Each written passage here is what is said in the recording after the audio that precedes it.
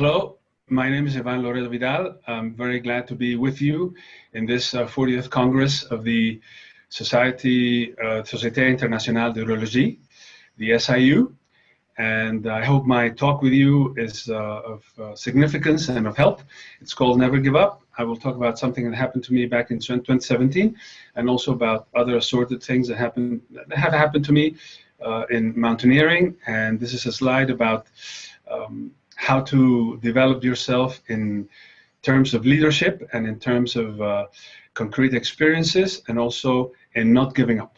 So I hope you enjoy it. Let's begin. I'm going to show you some of the things I've learned. I'm sure you've learned in a very similar way in your own fields of expertise. I'm just going to show you what I've learned in my field of expertise, my way. So first one off, we have Kurt Hahn, who was an international and renowned educator back in, well, 100 years ago. He started the famous international adventure company Outward Bound. So what he taught us was about the human development zones. So what we have to do first is we have to recognize that we are, most of us, always all in a comfort zone. And we have to leave the comfort zone in order to learn a bit, because in the comfort zone, our learning is very limited. So we can see here from the slide that there's low risk, but there's also low learning. And in the learning zone, the risk is medium, but also the learning is medium. And the highest learning is obviously in the outer zone, which is a high risk zone, which is the danger zone. And this is where we want to be. As physicians, of course, most of you know that difficulties in your case with patients, in my case with clients, when we are above a certain altitude and they can develop certain ailments, things can go awry very rapidly. We have cerebral edema, pulmonary edema, which is a really bad case of not acclimatizing to the altitude. And there's also, of course, the obvious risks of avalanches, rockfall, of falling oneself, or maybe somebody in your group falling and then dragging everybody down with them. And this is really, really spooky for us. It's very unsettling and harrowing. So, well, as we know from Kurt Hahn, and now we can go to the next level of the development, which is the next slide. In Kolb's learning cycle, what we have to do is accept the risk, because we have prepared for it by leaving the comfort zone and being in the learning zone many times. We are prepared for the danger zone. So we have to accept the having the experience. So this is what calls the concrete experience. And from there we can, as we can see, we can go to a process of reflective observation. So we review what we've learned, or at least what we've done, and learn from it. And then we abstractly conceptualize what has happened. Of active experimentation, which is basically the trial and error of everything we did. We go back to other different learning experiences, and that's how we basically go out into the world, into our learning zones, leaving the comfort zone, and this is what prepares us continually for the danger zone. So basically it's like an onion, but instead of peeling it from the outside inwards, what we do is we peel ourselves, if we want to think of ourselves as onions, but in the opposite direction, we peel ourselves outward so that we can be more prepared for learning. And when we're at the outer shell, then that's when we are ready for the biggest challenges in our lives.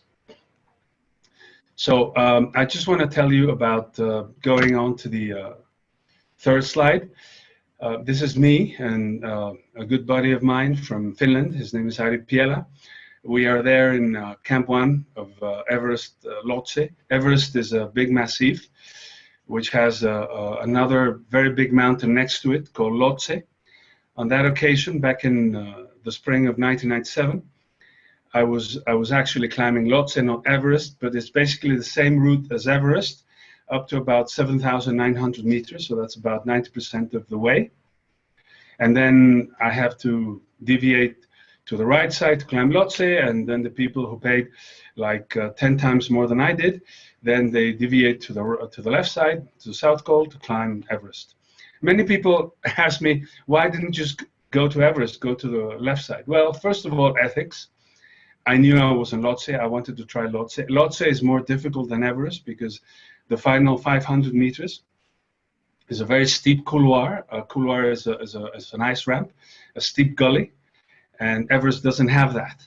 So it's more technical, it's more difficult, it's steeper, but it's obviously lower and not as famous as Everest.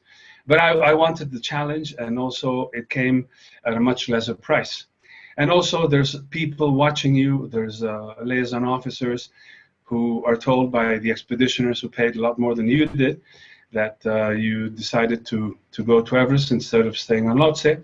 So when you get back down, they arrest you, they fine you, and then they kick you out of the country, and then you're banned from the country for 5 years. So this is why I didn't try Everest back then, and I just stuck to Lhotse, which I did, and it was a good experience. I went without oxygen. Unfortunately, my friend Ari had to abandon the expedition a couple of weeks before our summit push due to personal reasons, so he wasn't able to accompany us to the summit push on that time. Let's go to the next one. So this is me during exactly that expedition, going up to Camp 1. It's just for illustration of how steep the route can be at some points. Obviously, we fix with ropes so that we don't have to do this all the time, and we just use what we call jummers, or basically locking devices that we use to go up ropes. They're ascenders, basically. The slide that says never give up, and this is important for me because back in 2017 I had my first and only accident climbing up a mountain. I have to take a pause here and tell you that in France, mountain climbers, mountain guides, professional mountain guides, 30% of them don't reach the age of 40. And that's because they fall and they die in the fall. And they fall not through a fault of their own, but because their clients drag them down. So mountain climbing is inherently risky, not so much dangerous, but risky because you're aware of the risks. And obviously I've been climbing for the last 30 years of my life, and I've been guiding groups in the Himalayas, both in three parts actually, in Tibet, in Nepal, and in Pakistan, which is where we have the 8,000ers, the highest mountains of Earth, and also in the Andes all over, in Bolivia, in Peru, in Argentina, Chile, Ecuador, in Mexico, of course, and in Africa, I've guided Kilimanjaro 3 times. In 2000, that was the first time. I had a client back then, in 2011 and in 2016. In 2016, I actually climbed it twice on summit day because first I climbed it with one of my clients, and then I brought him back down, and then I climbed it with another one of the clients who was coming in very late because he was very slow. And other places, Europe, in the Alps, in Mont Blanc, in the Southern Alps, in New Zealand, in Mount Cook. So you can say that I have experience in many different kinds of mountains. I'm not just based in one, say. And this happened in a local mountain called Pico Orizaba, which is close to 19,000 feet high. That's about 5,700 meters tall. And I had this client from Central America. He was from Costa Rica. He had never climbed anything in his life. He'd never seen snow or ice. And for this particular volcano, which we call Pico Orizaba, which is it's kind of like a mountain. It's very high and very steep. And it does have a glacier. And the glacier starts at about 5,000 meters of altitude. And then all the way to the summit, we have to use crampons and we have to use ice axes, which he'd never used. I gave him a brief summary of how to use them. You can't really give a class because for that you need an entire weekend just for that, and he didn't have the time. That's sometimes the problem we run into with clients, that we don't have the time to teach them and to take them mountain climbing. Mostly we take them mountain climbing and hope we can do our best to teach them in the process of the climbing itself. And that's also what happens with guides in Europe and elsewhere. So we went up, and it was particularly cold and freezing on that November 2017. Many other groups had failed. Some had slid and broken bones. Two people from the US had died, and we were aware of that. So I was thinking we will go up to the point where if we can't go up any further, we'll go back down. And that's what happened. When I felt that the ice underneath our feet was hardening up, and because of the hardening, it was dangerous to take a rookie up, somebody who was a neophyte and never done anything like that in his life. And I told him, he was a bit disappointed. I told him, look, we have to go back down because of safety. You know that there's been some accidents. So to keep it safe, to keep it clean, we'll go back down. So we started the belaying process. First down climbing, I gave him 2 ice axes, and I had 2 ice axes myself. So we began down climbing, and then I belayed him down on a few points. And then when the steepening was just waning off, when it was not so steep anymore, I thought, you know, we can just turn back facing off the mountain and just walk down, you know, carefully. Obviously, we were roped up, and that's what we did for about 5 minutes. And then out of the corner of my eye, my left eye, I saw how he just slipped, didn't even try to self-arrest, and then I was dragged down with him. And I tried to stop the both of us. I had 2 ice axes with my ice axe on the left hand, and then with my ice axe on the right hand. But it was a mess. He was like a pendulum, just dragging me down. And sometimes I was facing head first, and sometimes I was facing the slid down the mountain feet first.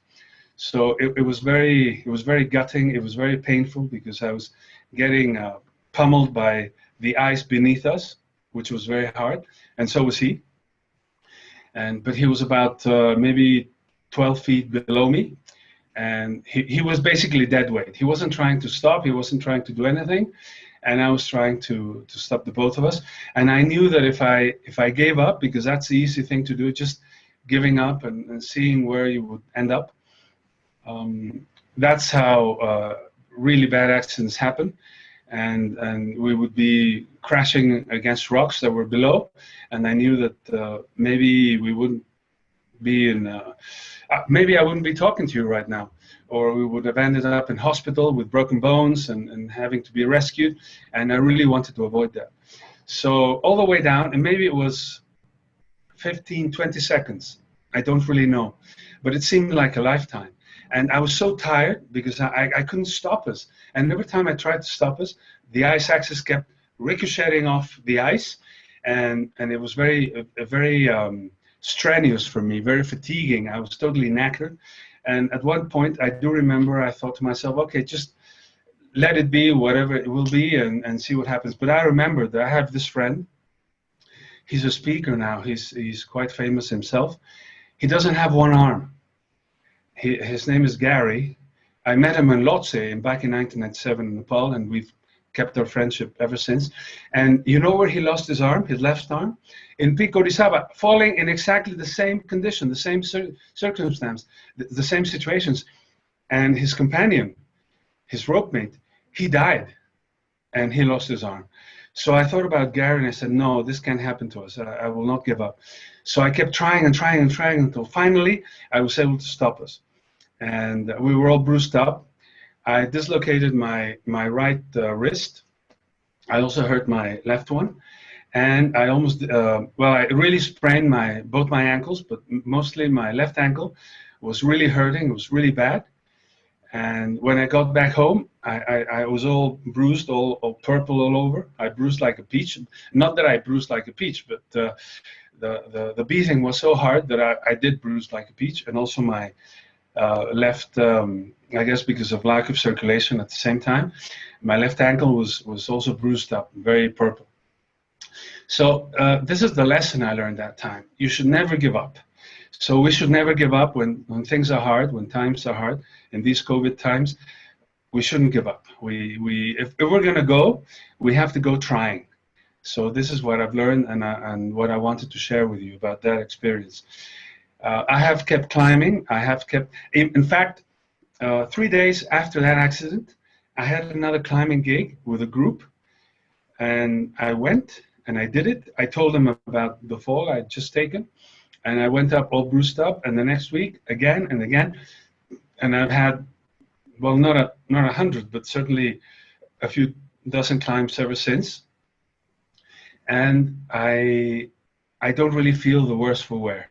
I'm ready for more experiences, not more falling, and I really learned from that. What I learned is that I underestimated conditions, and I overestimated my capacity or ability to save someone else, in this case my client, and that even though I am strong and I wouldn't have fallen myself, if somebody falls, they can easily drag me down with them.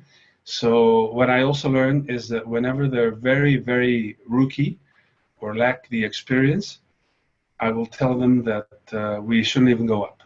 We shouldn't even be put to the test, because it's not worth it for them and for me, because there's many experiences or many examples that I can tell you about, or you can Google yourselves, in which people just don't have a second chance. So we have to be very careful about that. So enough about that. That's basically the thing I wanted to tell you about. And now let's go to happier things, happier moments. So here we are in this slide. It's the 7th slide, Mont Blanc summit. This was back in 2016. I had a couple of clients that I took on that trip, very nice trip in Chamonix, close to the border with Switzerland. I had climbed Mont Blanc on my own, by myself, the year before in 2015, in order to be able to guide it in 2016, you see. So first, as a guide, we acquire the experience by ourselves, and then we can take others, because we know the way, we know what has to be done, what has to be avoided. And this reminds me of the words of Michael Useem, who was for many years the director of the Wharton School in Pennsylvania. He has many books on leadership, and he has this particular book, which I have. It's called The Leadership Moment. He likes mountaineering very much, to give examples about leadership to executives. And in fact, the book itself has a chapter on Everest and Annapurna climbing, mountains in the Himalayas. And the front cover has a picture of very close to the summit of Everest. And his quote is, "Leadership is an acquired skill through the school of direct experience." So you have to be in that direct experience to be able to lead yourself. This is called situational leadership. You put yourself in that position, and that's how you acquire that skill. So that's why I climbed on my own Mont Blanc in 2016. So I was able to, I would be able to, and eventually I was able to take 3 clients to the summit in 2016, a year later. And this is basically how I do things in Russia, in the Himalayas, wherever I go. Sometimes you don't have that privilege because it's very expensive to go on your own, and you have to learn on together with your clients in the expedition itself. This next slide, which is the 8th slide, we are actually, Everest is in the background, and I'm holding the Mexican flag. I'm from Mexico, the other way around, but I haven't been able to go back to Choyu, as you can probably understand, to take the picture again and to hold my flag the right way up. But anyway, I guess most of you didn't even realize that until I told you. So this is Choyu. This is the 6th highest mountain in the world. It shares the Tibetan and the Nepali border. Tibet, as you know, is in China now. And this was back in 1996, in the 28th of September of 1996. I'll never forget that, because my mother had died. She had passed away maybe 6 months before, in February. And I placed a picture of her on the summit, so that was a bit emotional for me.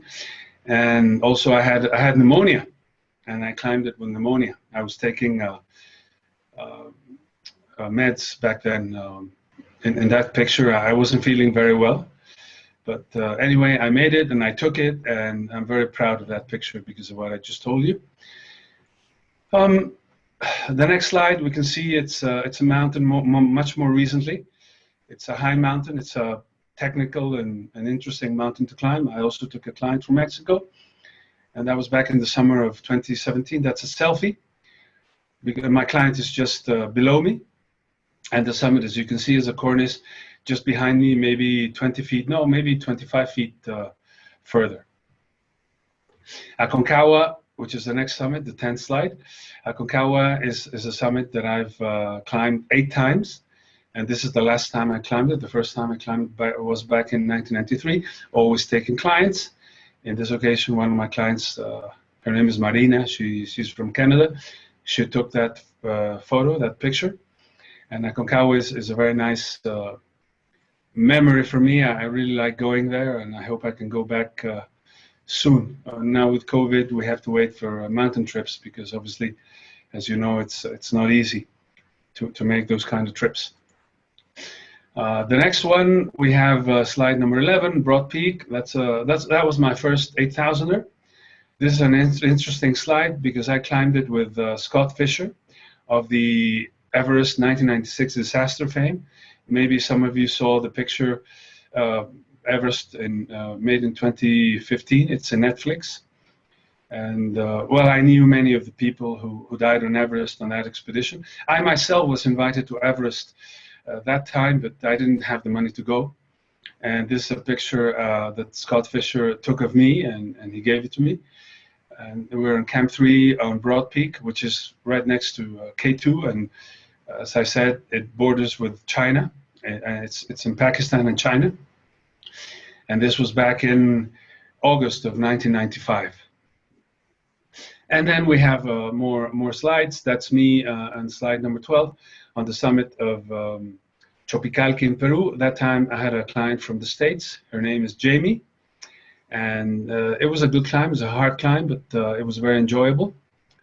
And this is me on slide number 13 on the summit of Pico Orizaba, which is a mountain that I have guided more than 100 times to the summit. And that's the mountain in which I had my accident back in 2017.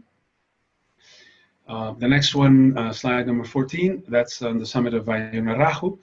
And you can see the snow-capped mountains of the Cordillera Real in Peru, Cordillera Blanca, the white mountain range. And here we have the highest and most dangerous of that mountain range, which is the south summit of Huascarán, back in 2008. This is my client. His name is, he's from Japan. Right now I can't recall his name. Yukata or Yakuta. I hope I got it right. It's either one. Then the next slide, slide number 16. The last time I was on Kilimanjaro, but the first time I summited that day, which was the summit day in which I summited twice. And in the next one we have, which is slide number 17. That's me. An expedition member took that of me on Everest on the north side. When we climbed it back in 1999, I'm ascending steep fixed rope going from advanced base camp to Camp 1 on the North Col. The next one is of me on Camp 2. That's very high, 7,800 meters. You can see the summit of Everest with the plume of snow just behind me and above me. And the last slide, slide number 19, that's us on the summit of Everest. In front of me is my client, and behind her is a Sherpa.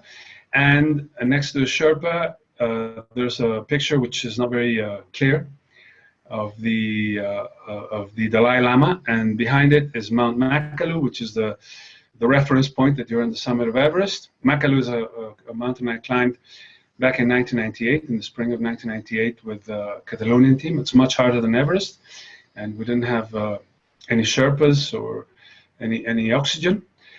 And the thing is, with these slides, what I did is I took them on color reversal film, which is what a slide is, and then I transferred to paper, and then I scanned them, so that's why they're a bit blurred and the image is not so good.